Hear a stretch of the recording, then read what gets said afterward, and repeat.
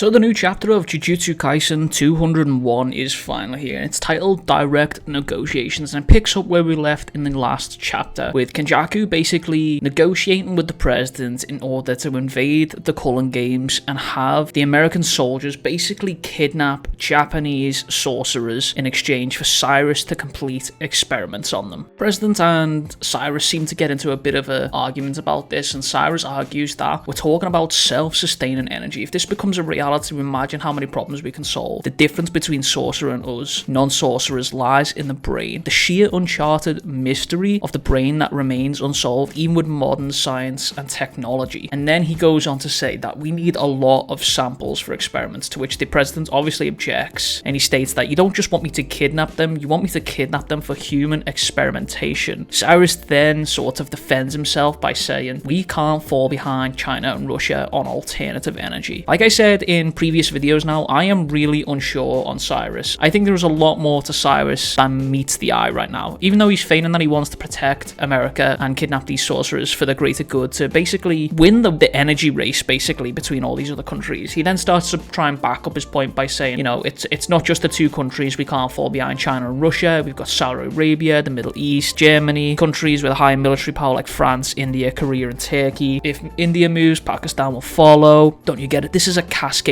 problem. We then have this little panel here that says it isn't kidnapping, this is protection. I like the way that the kidnapping and protection are put in quotes. JJK has really made Cyrus look like this very sinister, evil scientist who has got his mind twisted and thinks that his actions and what monstrosities basically that he's willing to commit are basically for the greater good of the people. And every action I take, no matter how violent or how cruel, is for the greater good of my people. We then have Kenjaku intervene here and says, yes, I also believe this is the most humane option. This dude is obviously going to say this to try and get the president on board. We then get this nice little panel saying that this man is negotiating with the United States in secret, but depending on how this turns out, he might cooperate with other countries as well. And Kenjaku, I'm assuming, either hears this or has some sort of technique available to hear this, because he basically replies in his mind saying, we already are. As we saw in the flashback panels, he's already negotiated with multiple world leaders. So the 800 people that we've seen entering the colony in the past couple of chapters, there could be more. Those are 800 just from America. There could be more on their way from other countries to invade the Culling Games here. It also just goes to show how devious Kenjaku is when he says that we already are. Like, he's fully aware that he is playing almost every major superpower in the world against each other right now by setting them up to invade the Culling Games here. We then get into this panel here that says Jujutsu sorcerers are a minority of the population, and in November a great number of them will gather together in one place. This opportunity will not happen twice. And then the president sort of agrees and is coming round to it. You can see him looking kind of really bothered by this, but also is sort of realizing that he can sort of solve an energy crisis here. He says that we must increase surveillance on Japan towns, which I'm assuming he is referring to towns in the US, because he later on says there are Japanese people in our country too. You can see him looking very, very bothered by this whole situation here. He has a feeling, and you can tell that he's being manipulated and is very skeptical of Kenjaku and what Kenjaku can do. We then see this panel of the president sort of analysing his options here, and he says if this Suguru Geto guy negotiates with other countries, those people may become targets, so we should at least protect our own citizens. And then he refers to Lieutenant Gary, who is our new military commander who's just entered the fray here. But I'm also kind of confused by this panel because he's referring to Suguru Geto as if they're not in the same room, but in the previous panel we see them sat together, so I don't know if they shifted rooms here for a split second. I don't know if they're moving in and out of rooms. It's not very made clear here. It did confuse me a little bit, but I'm going to assume and work off the basis that they are in the same room, and the president is just giving no respect to Suguru here. We then get a formal introduction to Gary K. Johnson, which I must say is a very, very American name. That's a very military name right there. He says, are you saying that the plan to kidnap these so-called Jujutsu sorcerers should be left to our army? And then the president again is sort of definitely in and out of this by, you know, waving his hands, and he says, don't make me say it out loud, even I think it's disgusting. And then Gary also feeds into this typical meathead soldier vibe that he gets going. He goes, my apologies, but I'm a professional soldier soldier, and I need an explicit command. He then turns to Kenjaku and says, it seems like that white-haired guy is abnormal even for a sorcerer. Kenjaku then responds, yes, just as you said, he is an abnormality, but in November he will be sealed away. In a previous video, I said that I wasn't sure on the timing on here, but I've just only realized that I was actually being an idiot in the previous videos. November is actually coming before October in what they've done. The Culling Games held a little bit after Gojo was sealed in October, so this is the November before the Culling Games, but I was really confused, but I wanted to clear that up. We then get this scene where Gary says in that case a single company will be enough, and Kenjaku sort of stares at him because a single company could be anywhere between around 60 to 200 soldiers, according to the translation notes right there, and he says that we'll be advancing from Yokota Air Base using its deployment schedule, and asks Cyrus if 5 dozen sorcerers is enough, and Cyrus looking very excited saying, yeah, sure, that's enough. Again, I still do not trust Cyrus. There is still something about Cyrus that I just do not trust, and the more screen time, more panel time he gets, the more my theory seems very reasonable. We then get to this little segment here where Gary says they might not have ESP or whatnot, but in the end, they're just untrained amateurs. They are no match for our army. Muscles and bullets. And then he goes on to say nothing beats those, which I think is kind of funny. Kenjaku then says, yeah, I mostly agree with that. Even in a battle between sorcerers, the deciding factor is ultimately the strength of the body. And then Gary is almost sort of like, told you, see, muscles, bullets, hoorah, Marines, you know? Then Kenjaku, looking very sinister, says, but you'll need at least 800 people, a full battalion. Now, this is interesting. Why does he specify this? To me is, maybe it's part of Kenjaku's plan, maybe he needs a certain amount of people within the Culling Games and the barriers there that are set up, but he specifically requests at least 800, which is a really weird number for him to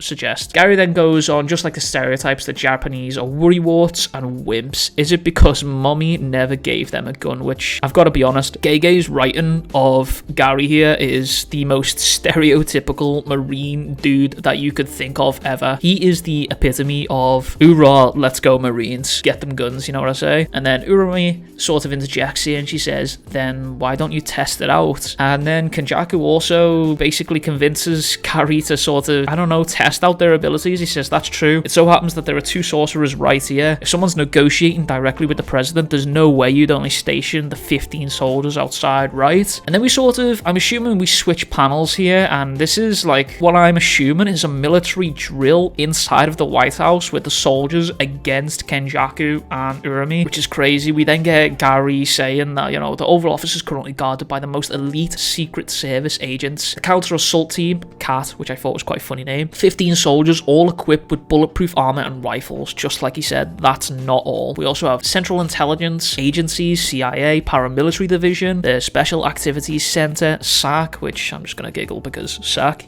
and then he also says the world's greatest covert operations group, and all members have 8 or more years of experience in military and special ops training. Then the Director of National Intelligence says that should have been my line, getting a bit salty because Gary's basically taking all the hoorah stuff here, you know what I'm saying? Then Gary says that they're going to split the operatives into 3 teams along with the Secret Service. There are 45 elites stopping Suguro Ghetto's movements, and it then shows us a little map of the East Wing with Gary chilling in East Wing and Ghetto sat there in the Oval Office in the West Wing, and he has to make it to the East Wing to here, or from the West Wing to the East Wing. Then we see Ghetto say, I guess it's time to start, so I'm assuming that this is basically a military drill right here to show the president what 2 sorcerers, or even just 1, can do against a battalion and prove his point as to why he needs 800 people. We then get to see this very cliche scene between the general and the president, and he says that all of the non-combatants have been evacuated, so permission to open fire has been granted. Mr. President, we will end this without you ever having to see their faces. And then the president is obviously furious because his wife and he lives there. And then Gary then says the Japanese should stick to making cars and anime, which is mildly racist, I imagine. Anyway, the president then says, but Lieutenant Gary, is this really necessary? Like, we can't do it more humanely? And he says, no, Mr. President. What we are seeking here is not just a victory, but overwhelming victory. And then we get this close-up of a bicep. Now, I'm curious because we haven't seen a full body of Gary here, but is this Gary's bicep? Did Gary just pull out his own bicep? I have so many questions about that little panel, or is that just a metaphorical American bicep there? I don't know. But then as Gary says, this is America. Huge song. Love that song by Childish Gambino right there. We then see a body drop down behind him, and Gary is obviously crazy. What is going on? Runs outside, and he sees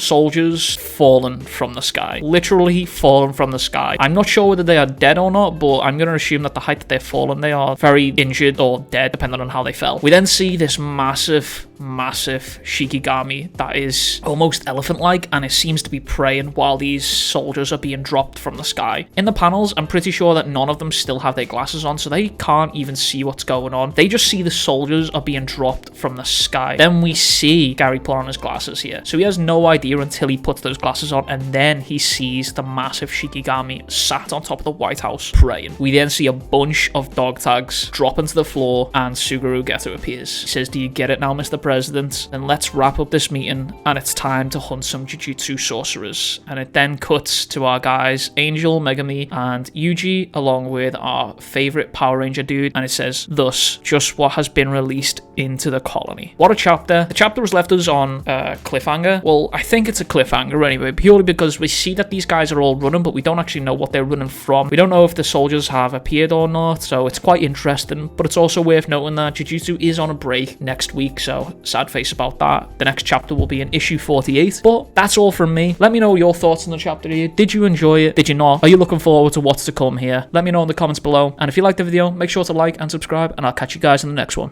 Peace.